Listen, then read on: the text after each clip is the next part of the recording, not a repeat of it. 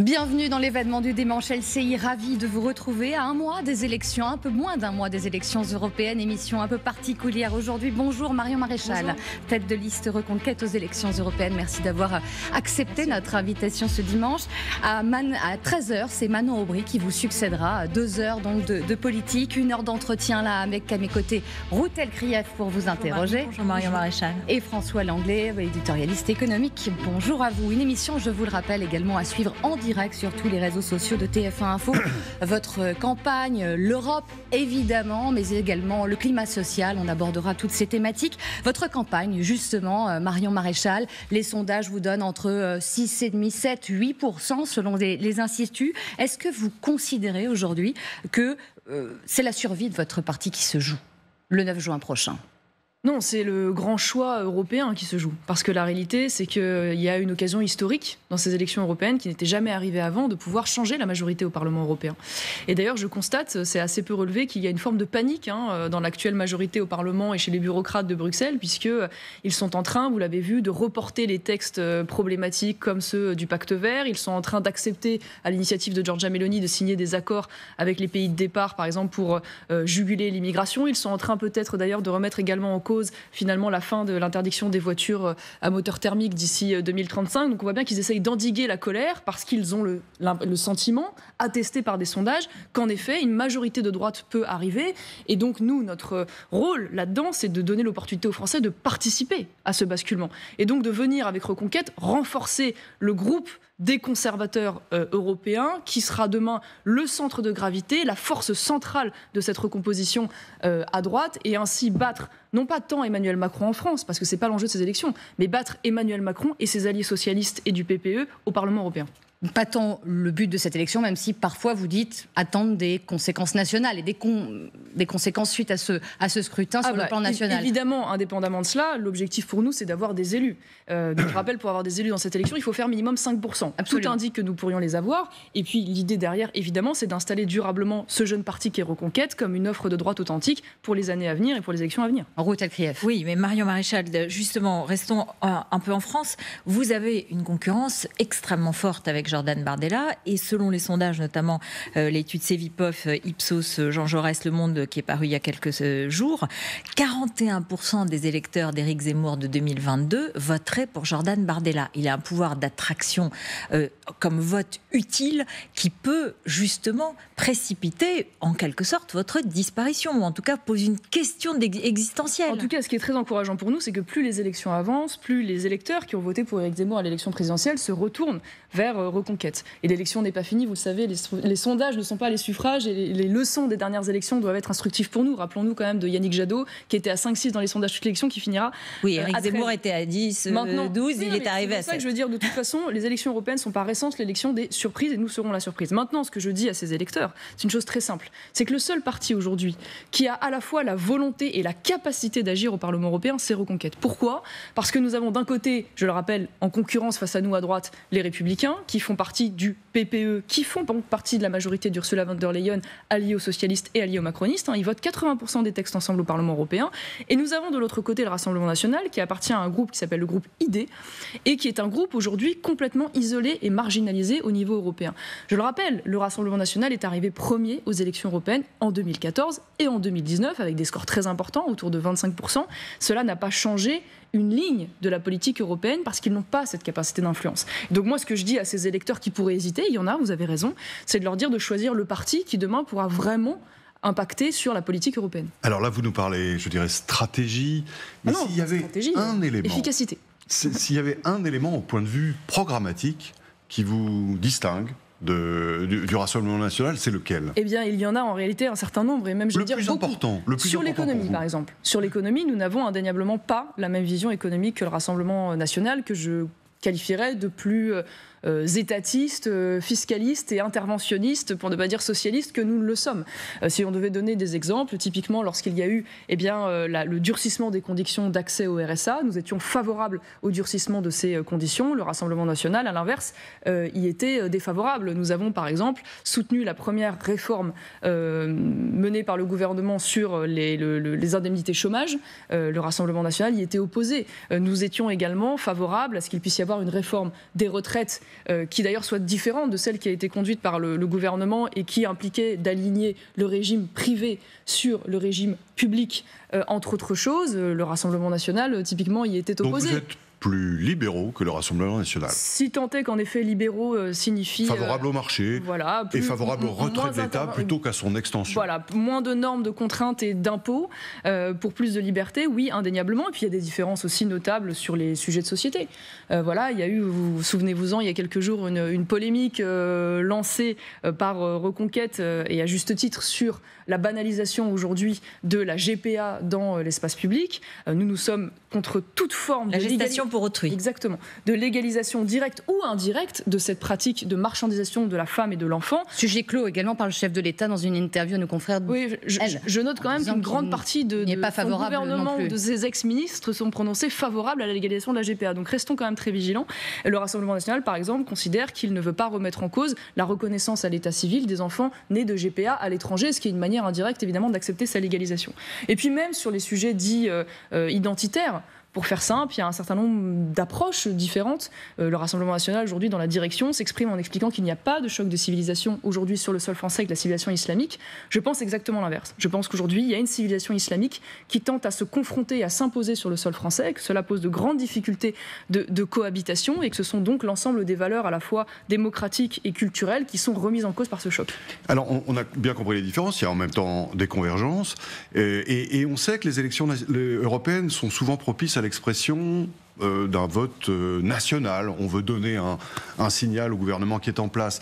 De ce point de vue-là, est-ce que vous ne subissez pas le risque de celui du vote utile, c'est-à-dire celui de Jordan Bardella qui, si l'on en croit les sondages, est en tête largement?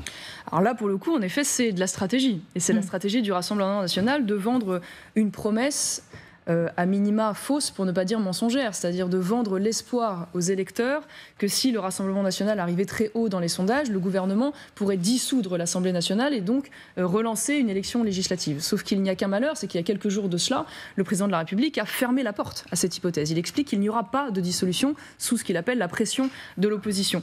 Donc aujourd'hui, ça n'est pas honnête de vendre cela aux électeurs. Et une fois de plus, moi, ce que je veux... C'est de l'imposture, c'est de l'hypocrisie, c'est de la manip, c'est de la stratégie électorale. Voilà, il joue le vote anti-Macron, mais moi je joue le vote anti-Macron, mais au bon niveau. C'est-à-dire, une fois de plus, pas au niveau national, au niveau européen, parce que c'est ce dont il s'agit. Et quand on sait aujourd'hui, quand on voit le poids extrêmement lourd de l'Union européenne dans notre quotidien, sur notre législation, je veux dire, ce que nous prépare Emmanuel Macron au niveau européen, qu'il a décrit de manière très précise dans son discours de la Sorbonne, la fin du droit de veto de la France. Donc la possibilité pour la France de se voir imposer un certain nombre de mesures, parfois contre ses intérêts, l'élargissement à 35, voire à 40 de pays dans le marché unique, un président de l'Union européenne, un ministre des Affaires étrangères européenne. Mais on y reviendra, mais Marion Maréchal... Non, mais je veux dire, c'est ça qu'il faut endiguer absolument, parce qu'en fait, ce que veut Emmanuel Macron, c'est un super État fédéral européen, à la fin, finalement, des nations telles que nous la connaissons, dans leur liberté et leur singularité.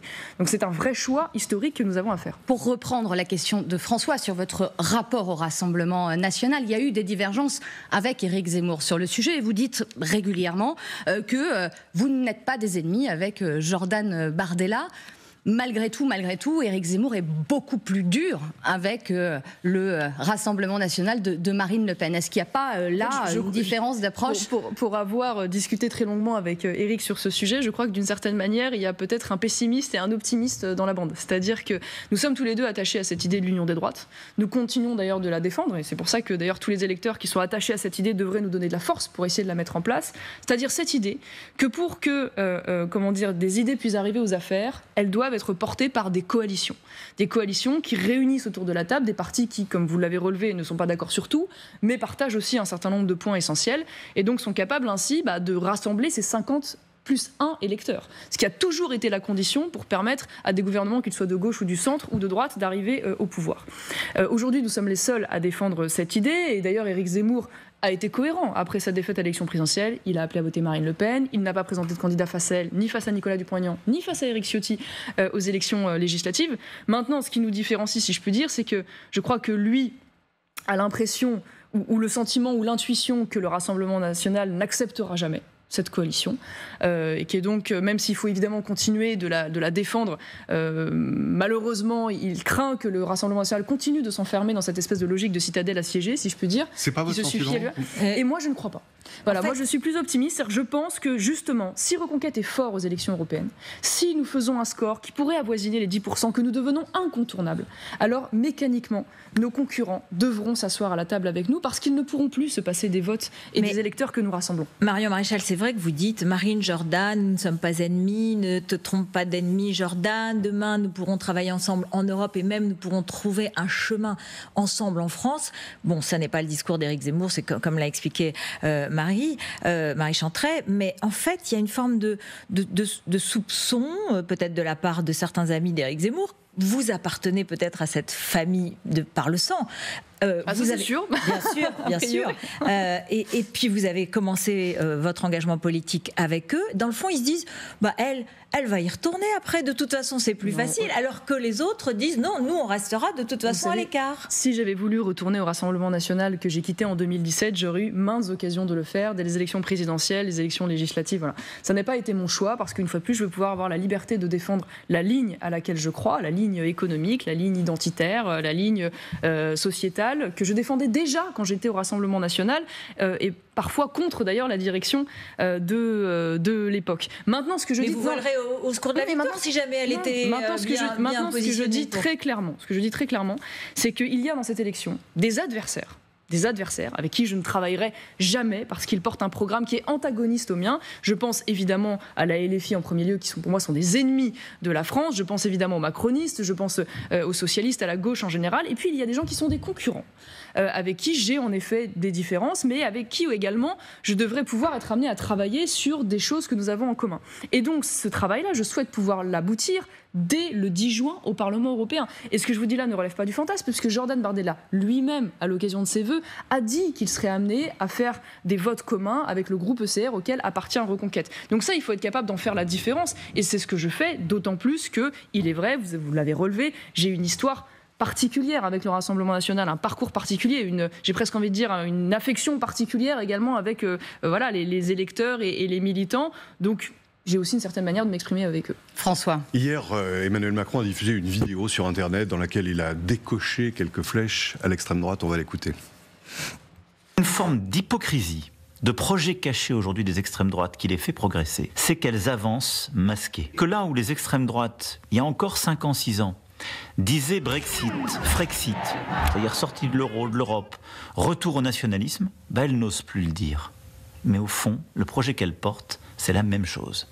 Et donc ce sont des projets qui appauvrissent. Simplement, en plus d'avoir des projets qui appauvrissent, la plupart du temps en Europe, elles ne disent plus la vérité des prix.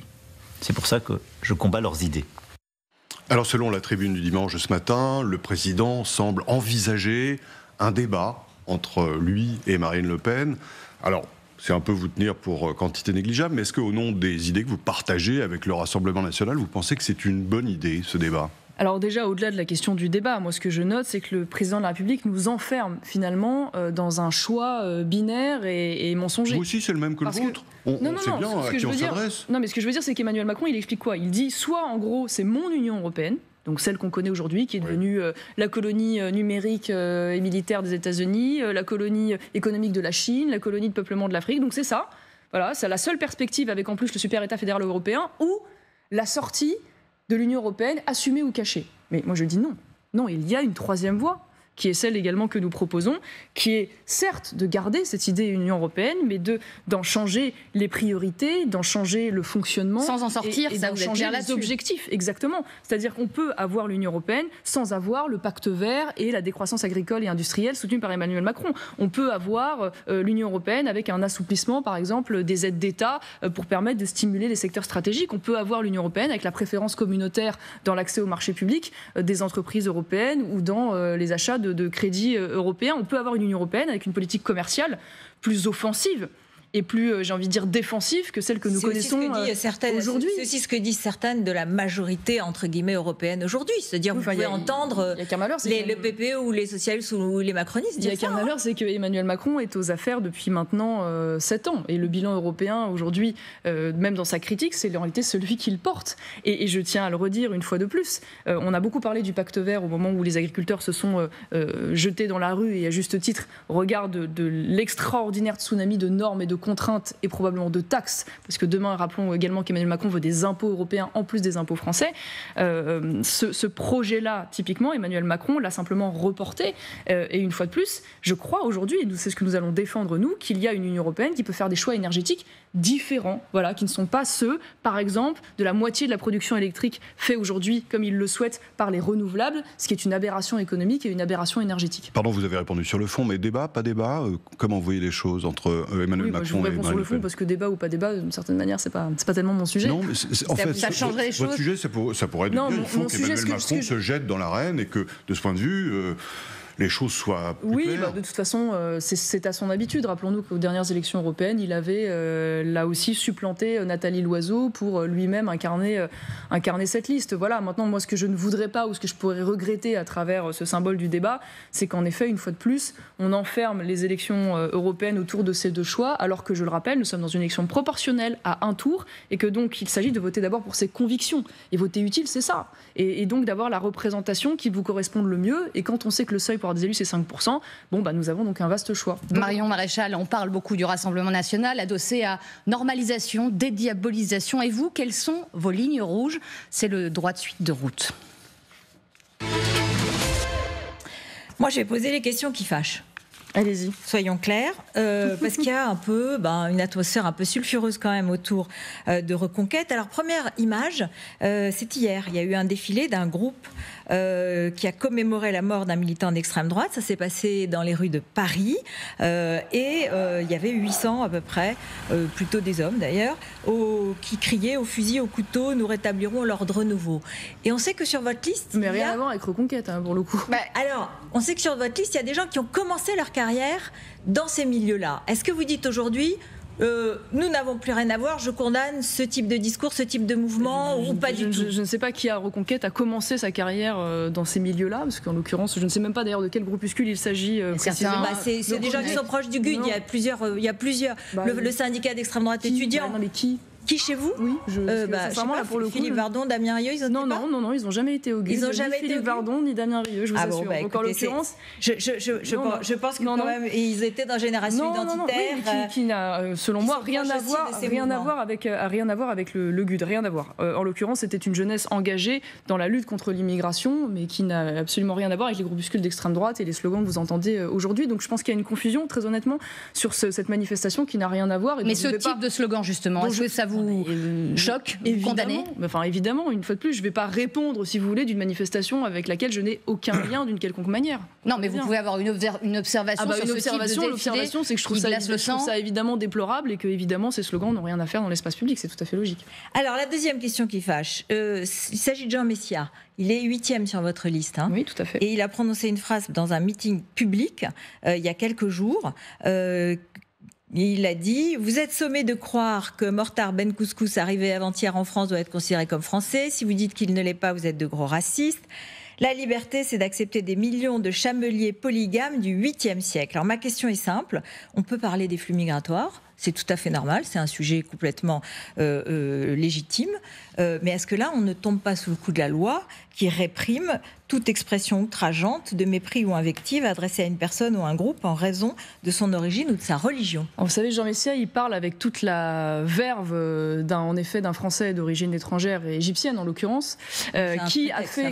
Non, c'est pas un prétexte, parce que c'est ainsi qu'il le vit, comme un homme qui en l'occurrence a fait un véritable effort pour s'assimiler, pour aboutir à une carrière de mérite et d'excellence en devenant haut fonctionnaire français, et qui voit chaque année, ça c'est une réalité, en effet, des centaines de milliers d'entrées, mais aussi de milliers de personnes. Vous justifiez ces paroles, ces termes, oui. Parce que c'est ça que je. Alors, je vais vous dire, moi je pense qu'il pose des mots évidemment tout à fait crus et manifestement volontairement provocateurs sur une réalité, parce qu'il y a aujourd'hui. Mais vous les défendez ou pas? Excusez-moi. Non, mais je vous réponds. Oui. Je veux dire, en l'occurrence, je pense qu'il a raison sur le fond, en ce sens qu'il y a aujourd'hui des milliers de personnes qui rentrent sur le sol français avec ni le souhait ni la volonté de s'assimiler, sur la forme qui importe les cultures étrangères sur le sol français qui ne sont pas compatibles. Non mais, Madame Routel-Krief, laissez-moi finir s'il vous plaît.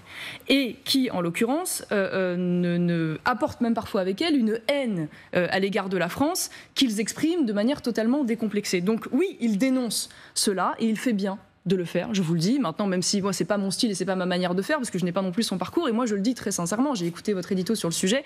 Moi, vous savez, plutôt que faire des éditos sur des mots crus, j'aurais aimé entendre des éditos sur des actes. Vous savez, parce que ce qu'il dénonce à travers ça, c'est la réapparition sur le sol français de phénomènes, ou plutôt l'apparition, parce que parfois ça n'a jamais existé, de phénomènes, en effet, qu'on n'avait pas vus depuis le Moyen-Âge. Vous voyez, c'est-à-dire qu'il y a aujourd'hui, en effet, sur le sol français, le retour des crimes d'honneur, avec des jeunes de 15 ans qui se font tuer par les frères d'une sœur avec lequel il a une relation.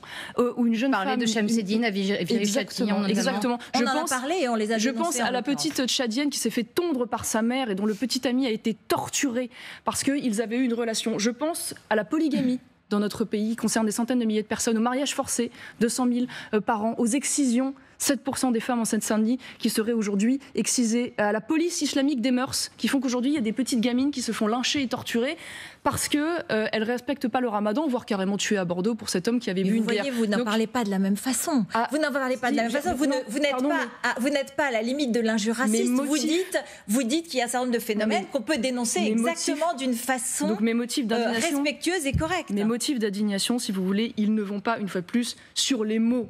Y compris provocateurs qui vont sur la politique que sur la réalité et les actes. Moi, ce qui m'intéresse dans ce que dit Jean Messia... Vous le soutenez et oui, il restera dans votre liste. Une fois de plus, moi je suis attachée à la liberté d'expression et une vérité reste une vérité, même si elle est exprimée de manière provocatrice et crue, une fois de plus, au regard de l'indignation portée par Jean Messia, qui lui, évidemment, l'incarnation de cette immigration qui a fait l'effort de s'assimiler. Et il pose une vérité. Voilà. Et la vérité, c'est celle que je viens de vous décrire. Il ne vous met jamais mal à l'aise. Et qui est un drame. Et qui est un drame, parce que la réalité aujourd'hui, c'est que si nous continuons dans cette voie, eh bien, en effet, la France, dans son identité, dans sa culture, dans sa pratique, dans ses mœurs, dans son attachement à la liberté d'expression, à la liberté de conscience, sera finie. Voilà. Et donc tous les jours à l'école, nous en avons la démonstration. Vous soutenez cette expression, vous soutenez ces expressions. Je le soutiens une fois de plus dans son diagnostic. Une fois, je ne vais pas le tourner autour du pot. Il a son style et sa manière de faire. Il a son histoire. Ça vous a gêné quand même. Il a son parcours.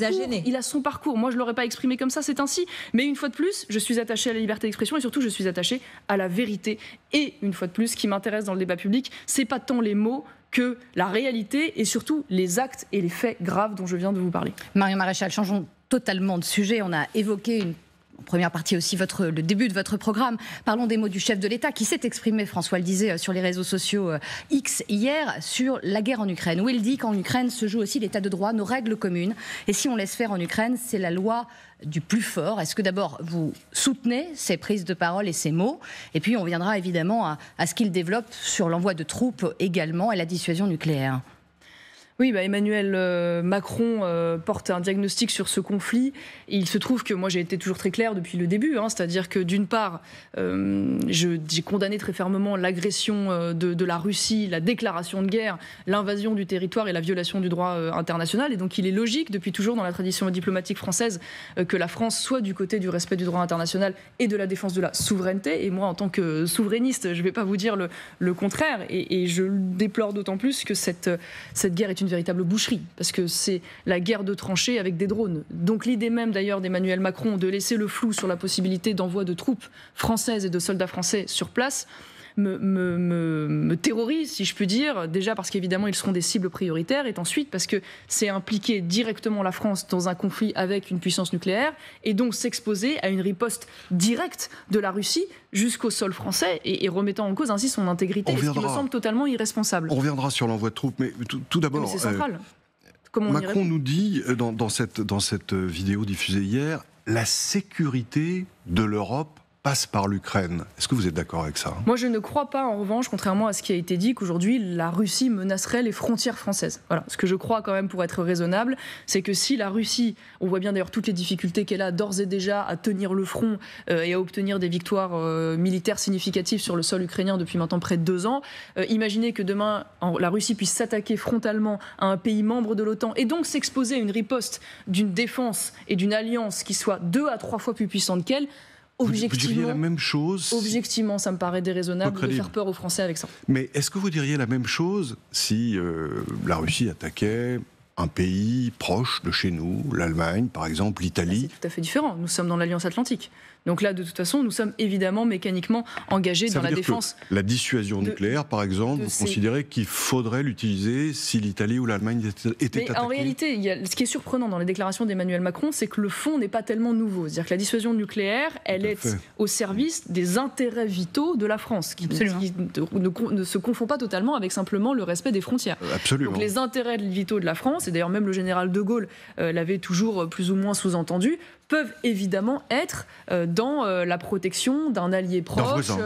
Exactement. Donc c'est pas ce que dit Marine Le Pen, en l'occurrence, qui trouve que c'est une façon de ne pas nous protéger et de disperser notre propre protection. Là-dessus, il n'y a pas de rupture de la doctrine. Ce qui est plus dérangeant, c'est depuis quelques semaines, ce sujet réitéré de manière régulière, qu'il pourrait laisser entendre de façon un petit peu floue qu'il pourrait y avoir un partage, d'une certaine manière, de la prise de décision dans l'enclenchement. Ce mot n'a pas été prononcé, un partage. Mais je suis d'accord avec vous, il n'a jamais été prononcé, mais le fait, si vous voulez, qu'il revienne de manière aussi régulière et systématique sur un sujet qui, une fois de plus, n'est pas censé remettre en cause la doctrine de la France, laisse planer quand même une petite ambiguïté qui, là, pour le coup, serait extrêmement dérangeante. Parce que s'il y a bien une chose, pour le coup, qui est non négociable, c'est la décision de la France d'utiliser ou non l'arme nucléaire dans la défense de ses intérêts vitaux. Et si vous voulez, cette ambiguïté, elle est d'autant plus alimentée que, souvenez-vous, il y a quelques années de cela, on avait déjà un président de la République qui, par son entourage, avait jeté quelques balles, il était vite revenu d'ailleurs dessus,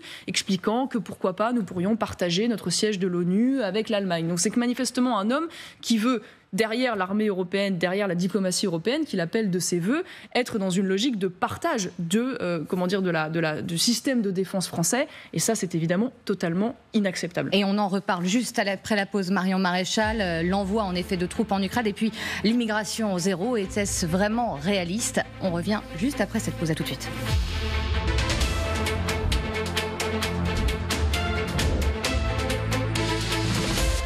Tour sur le plateau de l'événement du dimanche avec Marion Maréchal Le Pen, tête de liste Reconquête aux élections européennes. L'immigration irrégulière, une des thématiques centrales de votre programme. Et c'est le chiffre de l'anglais tout de suite. Ce chiffre, Marion Maréchal, c'est 153 000. C'est le nombre de migrants arrivés en Italie en 2023, immigrés clandestins évidemment, en hausse de 55%. Par rapport à l'année précédente, 2022. Alors c'est intéressant parce que ce pays, l'Italie, est dirigé par l'extrême droite, Giorgia Meloni, qui est première ministre. C'est un parti duquel vous êtes assez proche. Et elle-même, en arrivant au pouvoir, avait dit « Nous allons en finir avec l'immigration clandestine ». 2 ans après, on voit que, entre les discours durs sur l'immigration clandestine et la réalité, il y a une différence de taille, j'allais dire, grande comme la Méditerranée. Parti de droite nationale et non pas d'extrême droite. Mais en tout cas, qu'importe. Ce qui compte et ce qui est intéressant, c'est qu'en effet, quand Giorgia Meloni arrive aux affaires, elle demande la mise en place d'un blocus naval militaire en Méditerranée, que nous soutenons d'ailleurs nous également. Oui, ce qui fait partie de vos propositions. Tout à fait. Et qui est à l'époque refusé par le gouvernement allemand et le gouvernement français. Et au moment où Giorgia Meloni, et c'est d'ailleurs encore le cas actuellement, maintient au port les ONG pro-migrants qui se font les complices des passeurs de migrants, eh bien, notre ministre de l'Intérieur ne trouve rien de moins que d'accueillir l'Océan Viking à Toulon. Vous en souvenez, ce bateau de migrants constituant ainsi un appel d'air dont l'Italie est indirectement victime. Puisque donc ça veut dire qu'on n'a pas la main, on n'a pas de levier. Ce qui est très intéressant, c'est que la France quand même. En tout cas, ce qui est sûr, c'est que l'Italie, pour des raisons géographiques, est la porte d'entrée, et donc elle est la victime collatérale des politiques d'accueil extrêmement laxistes à la fois de l'Allemagne et de la France, puisque c'est un pays de transit. La plupart des migrants. Mais ça serait la même chose si vous étiez au pouvoir ? Non, parce que la plupart des migrants qui arrivent en Italie n'y restent pas pour plusieurs raisons. Première raison, il n'y a pas le droit du sol. Il n'y a pas le droit du sol, contrairement à la France. Il n'y a pas, évidemment, tout le système d'aide sociale extrêmement généreux que vous pouvez avoir en France, que vous soyez d'ailleurs en situation clandestine ou en situation légale. Donc ça, c'est manifestement aussi une grande différence. Et donc, qu'est-ce qu'elle a fait quand elle a vu, évidemment, qu'il y avait des gouvernements qui s'opposaient à ce sujet ? Elle a été à l'initiative pour obtenir en particulier des accords avec des pays de départ, dont la Tunisie, l'Égypte qui est en cours et peut-être demain la Libye, et notamment en Tunisie. Qu'est-ce qu'on a constaté à l'issue de la signature de cet accord avec l'Union européenne? Qu'il y avait eu une baisse de 70% des débarquements au départ de la Tunisie. Donc elle a malgré et contre vents et marées, obtenu des résultats. Et heureusement qu'elle a été là, d'ailleurs, pour obtenir ces accords, parce que ce n'est évidemment pas le gouvernement français qui en a été à l'initiative. Mais c'est drôle, parce qu'en fait, vous nous expliquez que Giorgia Meloni est devenue ultra-européenne, et c'est d'ailleurs ce qu'elle revendique. Elle revendique d'avoir été à l'inspiration du pacte asile-immigration. On la voit se promener dans le monde, en l'occurrence dans un certain nombre de pays, avec Ursula von der Leyen, que vous dénoncez tous les jours. Et en fait, elle s'est totalement adaptée à l'Europe telle que vous la dénoncez aujourd'hui. Giorgia Meloni, c'est très contradictoire. Alors Giorgia Meloni, je veux bien vous parler de la politique italienne, ça me passionne. Mais en l'occurrence, que dit Giorgia Meloni, que fait Giorgia Meloni, qui est chef d'État? Elle considère, et je considère que c'est la même chose, que la réponse au sujet de l'immigration, elle ne peut pas être que nationale. J'en suis convaincue, moi aussi. Elle doit être aussi européenne. Donc le pacte asile-immigration. Et l'Union, non, mais les élus de Fratelli d'Italia n'ont pas voté le pacte tel qu'il a été proposé parce qu'ils se sont opposés justement à la répartition des migrants et qu'ils le trouvaient insatisfaisant. Donc ce qui est sûr, c'est qu'aujourd'hui, il doit y avoir une réponse européenne en complément des politiques nationales dans le cadre de la protection des frontières. Et là où l'Union européenne peut jouer un rôle, que défend Giorgia Meloni, et j'espère qu'au Parlement européen, nous pourrons renverser la majorité justement pour être en soutien de ces chefs d'État qui veulent ces politiques, c'est, je vous en ai parlé à l'instant, le blocus naval en Méditerranée, c'est le financement de centres d'accueil et d'études des dossiers à l'extérieur.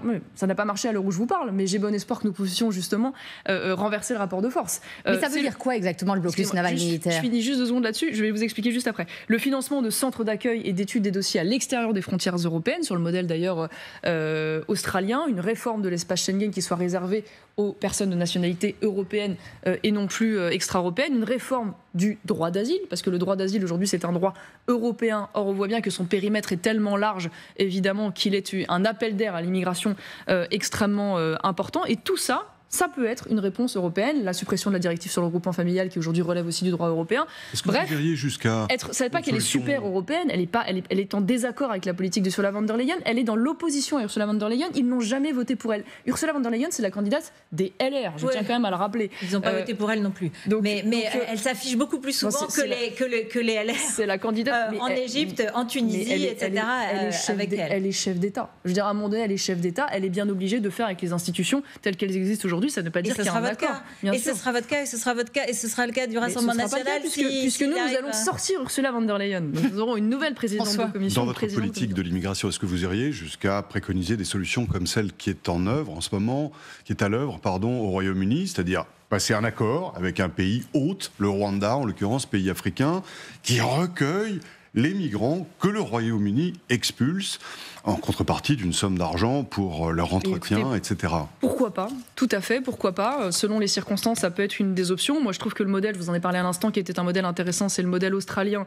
Parce qu'il a abouti... C'est pas tout à fait la même chose. Non, c'est pas tout à fait la même chose, je suis d'accord avec vous, mais qui a montré son efficacité. Ça veut dire que jusqu'à de renvoyer les clandestins, c'est une première chose. Mais il y a également la possibilité de tarir, si je puis dire, les entrées clandestines par justement le financement de ces centres d'accueil à l'étranger, le financement d'ailleurs de campagnes de publicité dissuasives dans les pays d'origine, ce qu'on fait également l'Australie, et surtout, parce que ça c'est quand même la grande faille, c'est la position intransigeante du refus absolu de régulariser une personne qui serait arrivée clandestinement sur le sol français. Parce que le problème, si vous voulez, de la loi immigration, votée d'ailleurs par le gouvernement, les LR et le RN, qui augmente le nombre de potentialités de régularisation, c'est que c'est une perspective qui incite justement à l'immigration. Quelqu'un qui arrive de façon clandestine, et qui s'intègre, qui travaille, qui éventuellement se marie, qui fait des enfants, non. Non, par principe, si vous voulez... C'est-à-dire que vous le mettez dehors de toute façon? Non, c'est par principe, si vous voulez, c'est une règle qui, selon moi, doit être absolument incontournable pour une raison simple, c'est qu'une fois de plus, si vous avez la perspective, en arrivant clandestinement sur le sol français, donc en violant la loi française, de pouvoir être régularisé, puis ensuite, derrière, être naturalisé et obtenir la nationalité française, c'est évidemment un appel d'air considérable et une incitation à risquer sa vie en Méditerranée, mais pas seulement. Et donc, à partir de là, moi, je considère que c'est une fausse politique d'humanisme que de rester dans cette logique, et je veux pouvoir en sortir, notamment au niveau européen. Mais pardon, mais sur le plan économique, je ne parle même pas sur le plan humanitaire, mais sur le plan économique, je parle sous le contrôle de François, on a une démographie en Europe qui n'est pas extrêmement optimiste. On a des problèmes démographiques dans tous les pays européens, en Allemagne en l'occurrence, mais en France aussi. Et même chez Giorgia Meloni, il y a eu 450 000 personnes qui sont venues comme migrants pour travailler avec des contrats. Non, ils ont ouvert. Ils ont ouvert à une immigration d'emploi et de travail. Donc en fait, vous ne pouvez pas complètement exclure cette possibilité par rapport à nos perspectives de développement économique. Je vais vous répondre là-dessus, mais alors sans m'attarder trop sur l'Italie, parce que moi je ne suis pas avocate de la politique italienne. Et je considère que vous êtes allié, je ne réponds pas de l'ensemble des politiques qui sont menées par les alliés. En tout cas, ce qui est intéressant dans la politique, puisqu'on parle d'immigration de travail en Italie, moi je considère pas que ce soit la bonne solution pour la France pour plein de raisons, et je vais y revenir. Mais il y a quand même une grande différence, si vous voulez, dans la politique d'immigration italienne. C'est que quand une personne vient pour travailler en Italie, elle repart, pour toutes les raisons que je viens de vous évoquer, et elle repart également parce qu'il faut savoir qu'en Italie, ne sont accordés des visas de travail qu'avec les pays qui s'engagent à donner les laissez-passer consulaires pour récupérer les clandestins qui viennent de ces pays-là. Donc il y a déjà un préalable qui n'est pas posé en France, loin de là, c'est le moins qu'on puisse dire.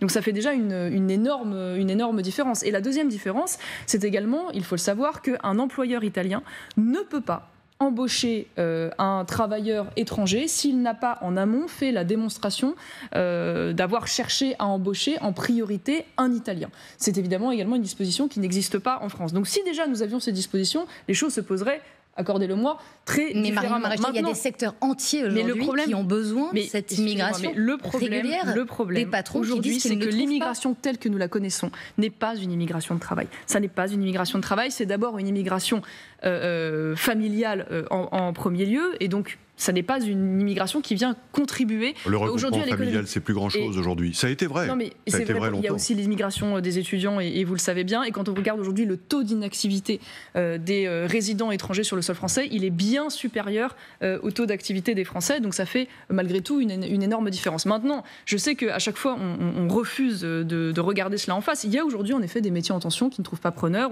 Je vois très régulièrement, moi qui suis dans les entreprises, difficulté à embaucher, c'est indéniable.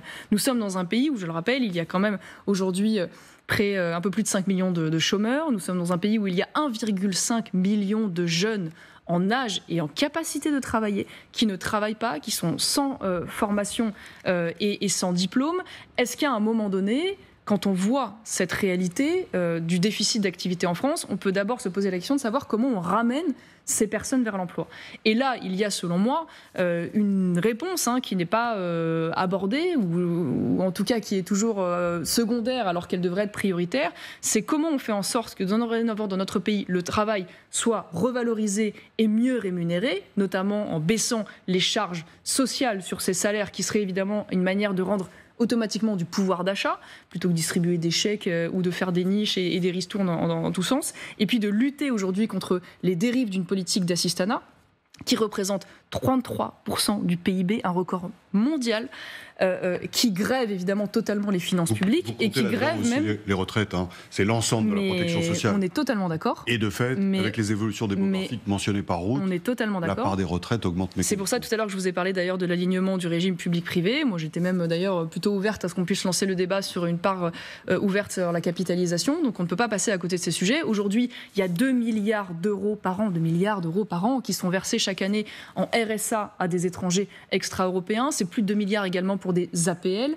Ce serait 20 milliards en cumulé pour l'ensemble des aides sociales non contributives. Donc vous voyez bien quand même qu'il y a des pistes d'économie qui seraient quand même plus intéressantes que simplement les 800 millions que veulent aller chercher le gouvernement avec une nouvelle réforme de l'assurance chômage. Marion Maréchal, changeons absolument totalement de sujet.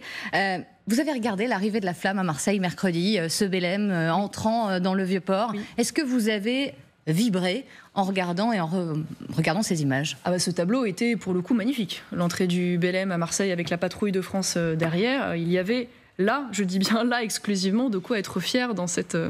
Et quid de l'injonction du président de la République à être fier? Je veux que les Français en soient fiers, c'est la fête des Français et des Françaises, dit-il. Le problème, c'est que pour être fier, il faut avoir des raisons d'être fier. Et je trouve que dans la manière dont le gouvernement organise ses JO, ou plutôt ses J-Walk, je devrais dire, il ne nous en donne pas beaucoup. J-Walk, pourquoi des raisons, parce qu'il dit que c'est les JO de tous les Français, mais non, en fait, là aujourd'hui, c'est les JO de certaines minorités actives. C'est-à-dire que quand on arrive et qu'on voit la flamme donnée à Jul, qui chante, excusez-moi pour ces termes crus, nique ta mère sur la Canebière, qu'ensuite cette flamme est transmise à des drag queens tout au long du parcours. Non, il y en a plusieurs. Il y en a deux. Il y en a dans différentes, Il y en a deux. dans différentes villes, et je pense qu'à mon avis, ça n'est pas fini, qui sont censés, une fois de plus, être des vitrines de la France, et qu'à l'issue, Joule est le plus gros vendeur de musique pour moi, rap, c'est pas le sujet. Est-ce qu'il peut être la vitrine de la France? Mais est-ce que c'est la vitrine? C'est la France d'aujourd'hui. Est-ce que c'est la vitrine? C'est la France d'aujourd'hui. De Si elle est l'élégance républicaine et si elle respecte les lois. Est-ce que c'est la France d'aujourd'hui? Est-ce que je voulais vous dire que ces sujets sont clivants. Preuve en est, d'ailleurs, ils font polémique. La vitrine de la France, ça doit être celle de l'élégance, de la beauté, du raffinement, de la langue française qui est l'une des plus belles langues du monde. Et c'est pas avec la potentialité de voir Aya Nakamura chanter, qui ne chante même pas en français dans ses chansons et qui ont des textes extrêmement vulgaires, qu'on peut représenter cette France-là. Moi, ce que je ne comprends pas, c'est pourquoi utiliser ces JO pour cliver. Voilà. Pourquoi? Alors même qu'on a 11 000 porteurs, on n'a pas des ingénieurs, on n'a pas des scientifiques, on n'a pas des artisans primés, on n'a pas des médecins qui font l'unanimité et qui nous rendraient fiers aux yeux du monde, qui montraient notre génie. Ils seront là aussi, et c'est vous qui avez l'air de cliver en quelque sorte.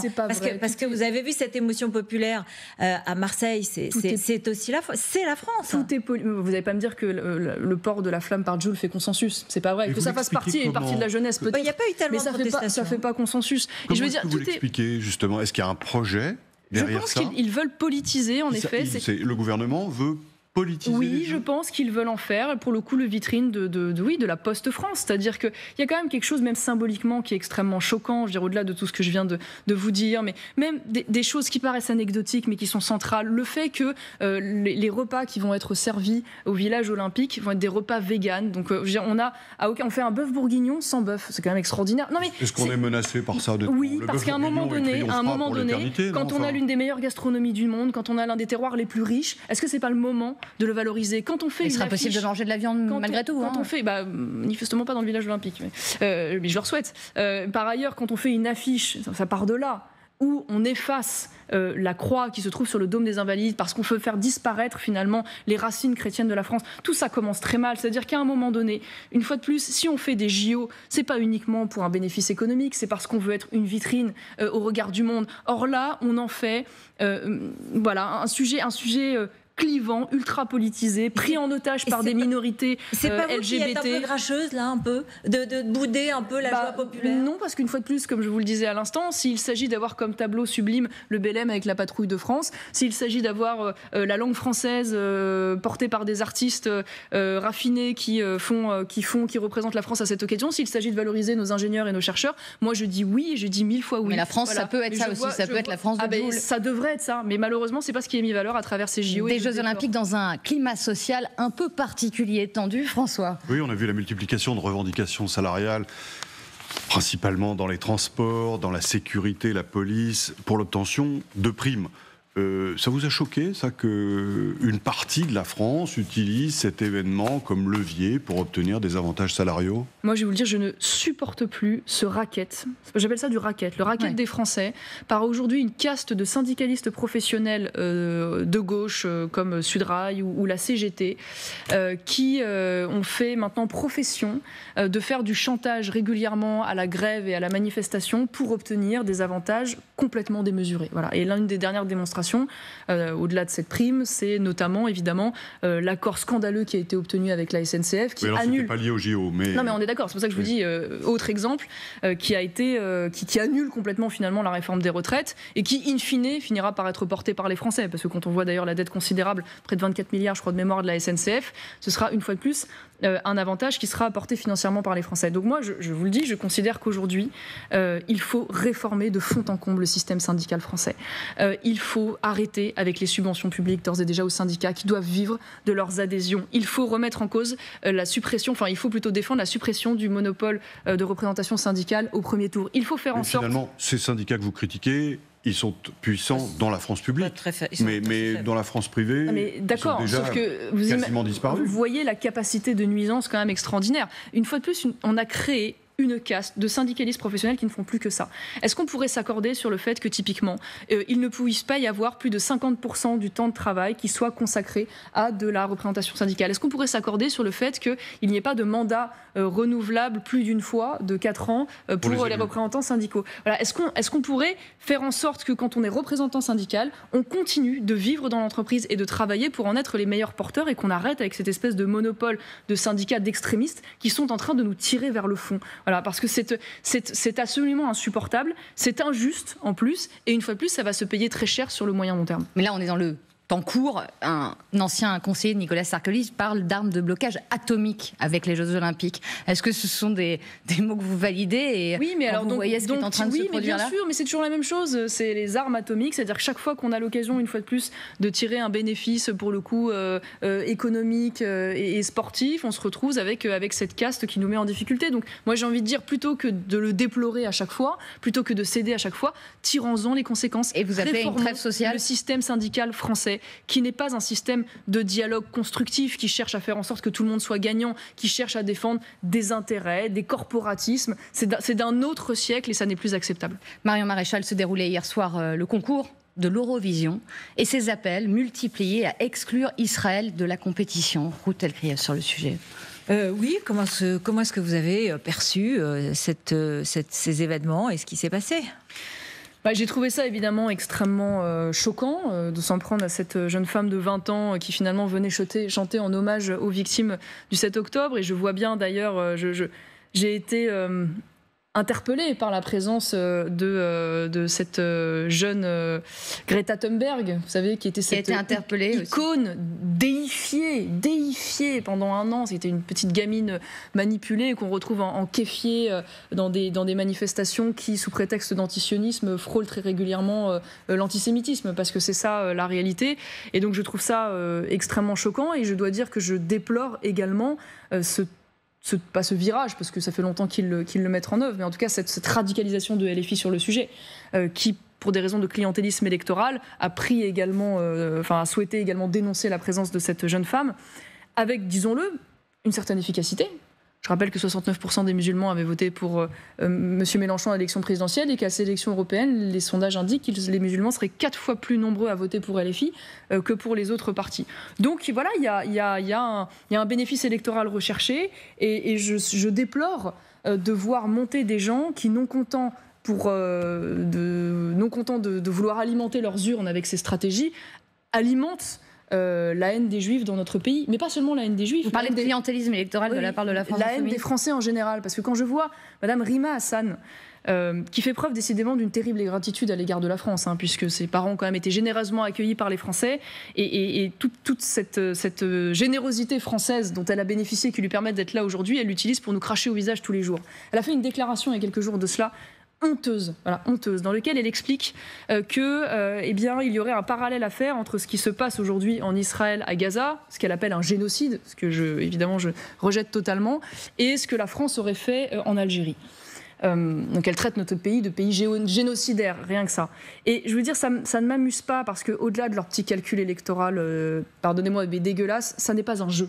Ça n'est pas un jeu, parce qu'il y a aujourd'hui toute une partie de la jeunesse, notamment d'origine immigrée, qui est alimentée dans cette haine de la France, cette culture de la repentance, ce masochisme historique et politique, et qui aboutit à un rejet totalement de notre civilisation et de nos valeurs, et parfois jusqu'à des drames, comme on l'a vu à la gare de Lyon, où on a aujourd'hui ce Malien qui vient expliquer qu'il était là pour tuer du Français. Voilà. Et donc, je trouve ça extrêmement dangereux. Et Comment vous faites pour l'inclure, cette jeunesse, vous, avec votre discours ? Déjà, peut-être commençons par arrêter de faire cela. Arrêtons peut-être toute la journée d'alimenter cette haine de la France. Et puis peut-être exigeons, à travers une politique migratoire plus exigeante et moins laxiste, que précisément on ait le droit à une forme de reconnaissance. Moi, j'ai jamais entendu Rima Hassan dire merci. Elle aurait pu dire merci à un moment donné à la France. Eh bien, je crois que si on avait justement une politique migratoire plus exigeante et plus réduite, on pourrait enfin avoir des personnes qui méritent d'être en France et qui font tous les efforts nécessaires, et qui donc, à l'issue de cela, ne se transformeraient pas en agents anti-français et défenseurs d'intérêts étrangers aux élections. Marion Maréchal, merci beaucoup d'avoir été avec nous.